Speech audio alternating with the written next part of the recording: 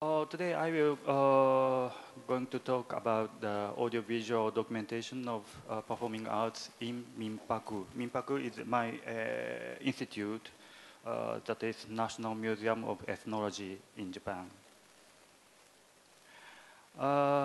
Because I'm new here, so let me introduce myself briefly. My name is Fukuoka Shota. Maybe it's difficult for remember for you, but Fukuoka is the name of the place, so some of you remember this name.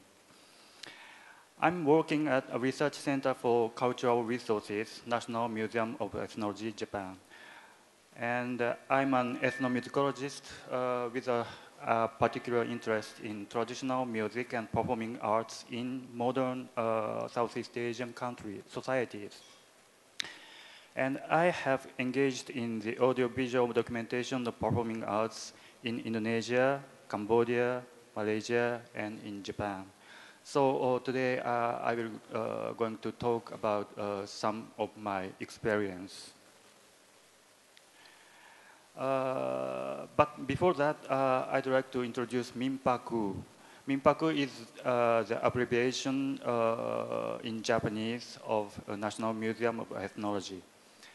And Minpaku aims to promote a general understanding and awareness of people's societies and cultures around the world through the collection and conservation of ethnographic materials and public exhibitions.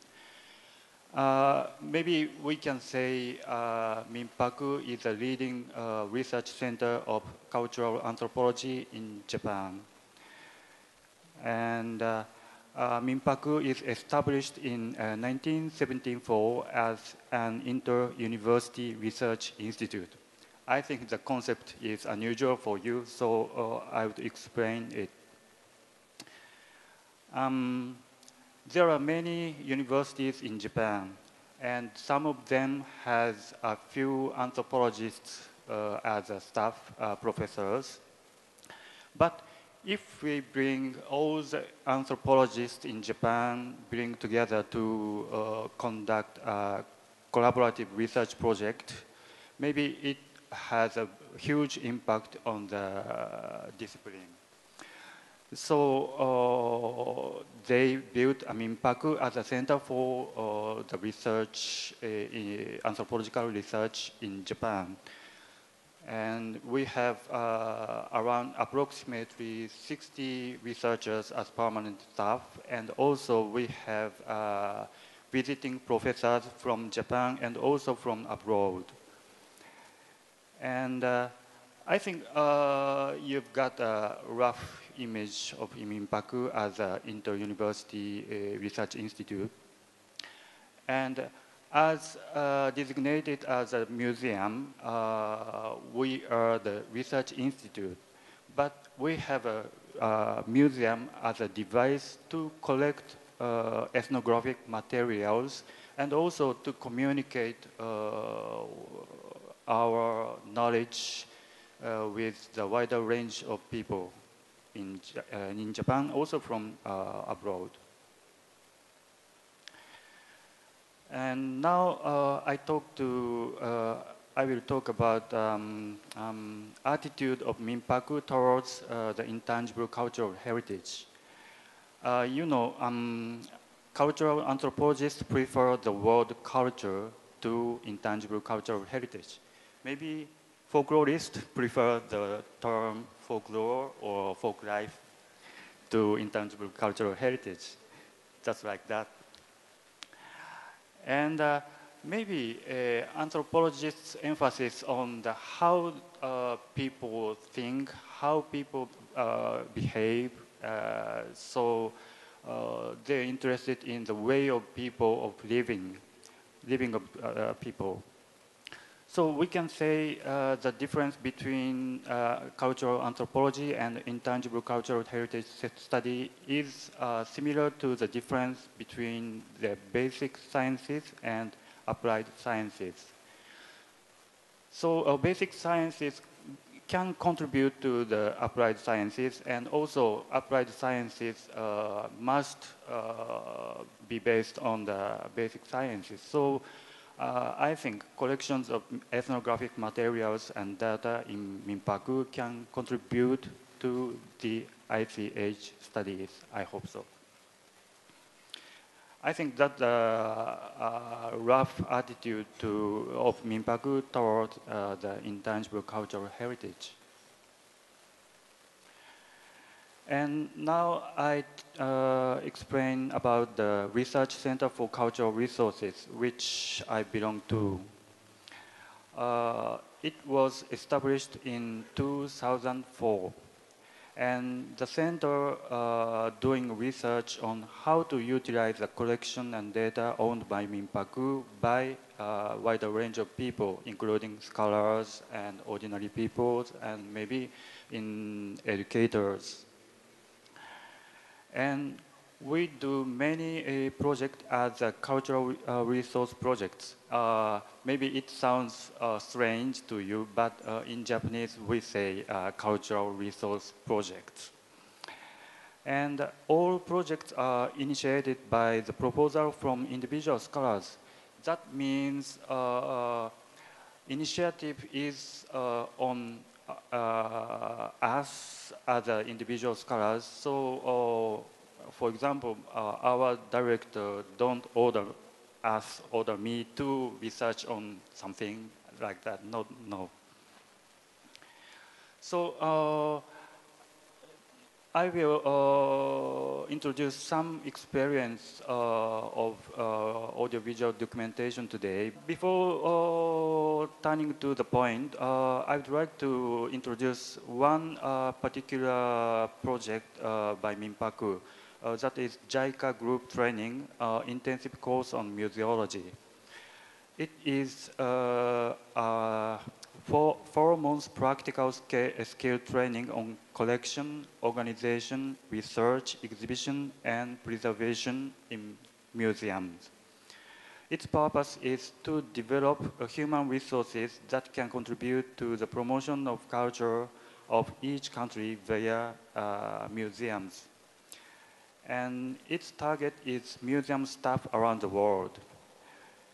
But I think most of all are from the developing countries. And its operation is consigned by the Japan International Cooperation Agency, JICA, to Minpaku, and conducted in collaboration with the Lake Biwa Museum. I think some of you are interested in this program, but unfortunately I myself is not involved in the program. So if you have questions, please ask me later, and I will check the information and send the information for you. Okay, now we move to the audiovisual materials in Minpaku. Since its inception, Minpaku has recognized audiovisual materials as important source of research. So we have a our own filming crew and studios, and also in the exhibition hall, we have a system called videotheque. In videotheque, you can watch the video program from the over 500 programs about the world cultures.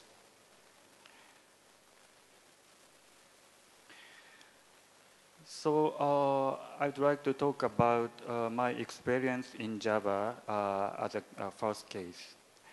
I went to Java in December 1995 with a filming crew from Minpaku.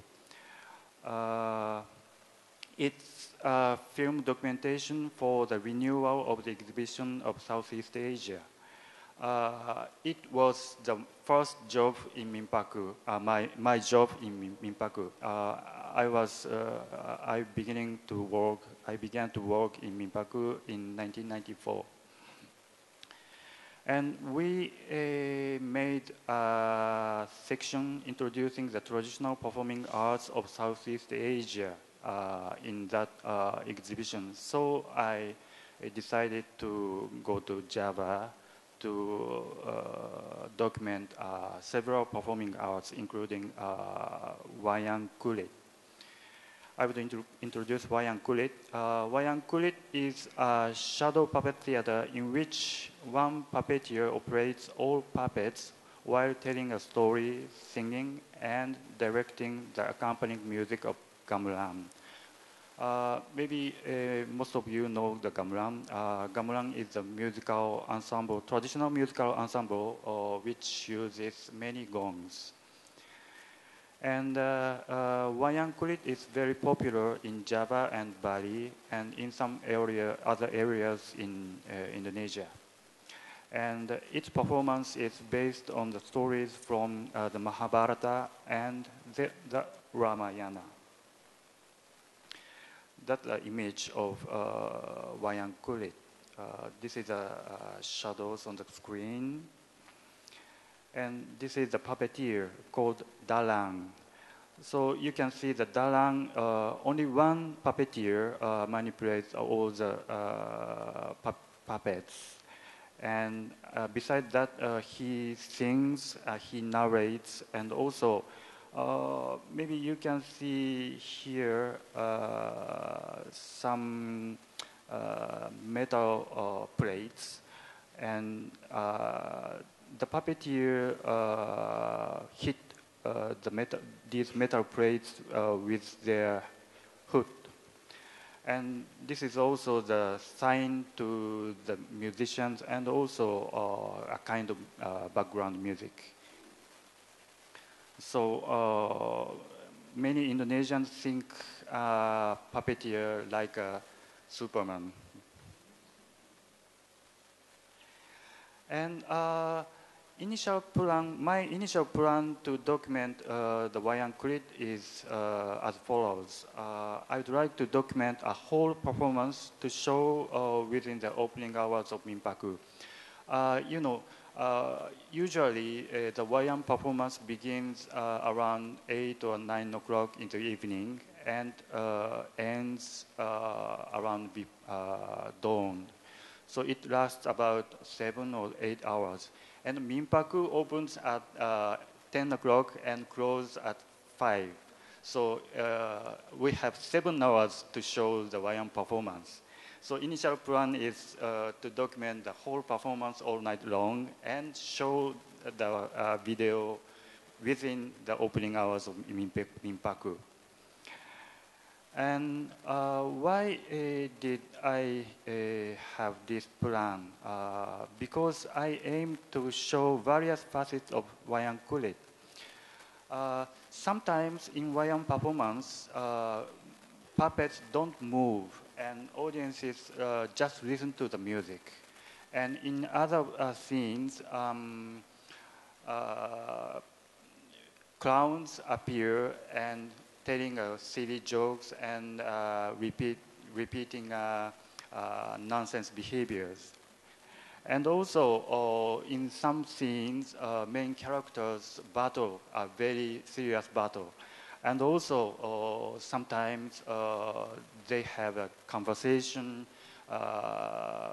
we can say philosophical conversation. So puppeteer makes the audience sometimes relax, sometimes laugh, sometimes excited, and sometimes thinking about the life. So I'd like to show many facets of wayang kulit, many colors of wayang kulit with showing all-night performance. But I had to abandon the plan because we decided to use a film. Do you know how long we can shoot with one reel of 60mm film? It's only 10 minutes. So in order to shoot 7 hours, maybe we need 42 reels of film. It's too much and too expensive, and we have to develop film and edit, and it costs very much. So I have to abandon the initial plan. And my second plan is that is to document one random scene from an episode. Maybe at that time I stick to the so-called authentic performance. So I would like to show the visitors real performance performed in Java. But that plan was rejected by the performers. It's of course difficult to construct the flow of performance because the second scene is depend on what happened in the first scene, and third scene depends on what happened in the first scene and second scene. So fourth scene is depend on the first, second, and third. So it's very difficult for them to perform only, say, fourth scene.